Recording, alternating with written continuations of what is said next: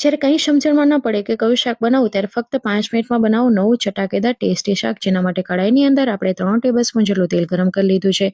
1 teaspoon જેટલું જીરું નાખીશું. વઘાર તતડે છે ત્યાં સુધી 4 મીડિયમ સાઇઝની ડુંગળીને આ રીતે ઊભા ચીરીઓમાં કટ કરી લીધી છે. હવે વઘારની અંદર હિંગ નાખી દઈશું, ત્યારબાદ ડુંગળી નાખી દઈશું, સાથે મિક્સ કરી લઈશું. આવી રીતે થોડીક ટ્રાન્સપેરન્ટ થાય ત્યાં સુધી પકવી લીધી છે. 10 કળી લસણની ખાંડીને નાખી છે, સાથે મિક્સ કરી લઈશું. બધું ફટાફટ ચડી જાય માટે કરીને સ્વાદ અનુસાર મીઠું નાખીશું. 1/2 ટીસ્પૂન જેટલી હળદર પાવડર નાખીશું. તીખાસ પ્રમાણે અહીંયા મરચાના ચીરિયાઓ નાખવાના છે, તો મેં 5 નંગ જેટલી મરચાને આવી રીતે ઊભી ચીરી કરી નાખી છે, એ નાખી છે. સાથે મિક્સ કરી ઢાંકણ ઢાંકીને ડુંગળીને એકદમ ચડાવી લેશું. અહીં ડુંગળી એકદમ ચડી ગઈ છે, કલર પણ એનો ચેન્જ થઈ ગયો છે, તો કશ્મીર લાલ મરચું પાવડર, ધાણા જીરું પાવડર, ગરમ મસાલો, આમચૂર પાવડર અને કસૂરી મેથી નાખી દઈશું. ત્યારબાદ 1/2 કપ જેટલી ઘરની તાજી મલાઈ નાખીશું, સાથે મિક્સ કરી લઈશું.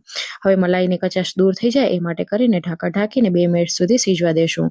શાક તૈયાર છે. છેલ્લે કોથમીર નાખીને એને ગાર્નિશ કરીને સર્વ કરશું તો તૈયાર છે આપણી મલાઈ પ્યાઝ કી સબ્જી.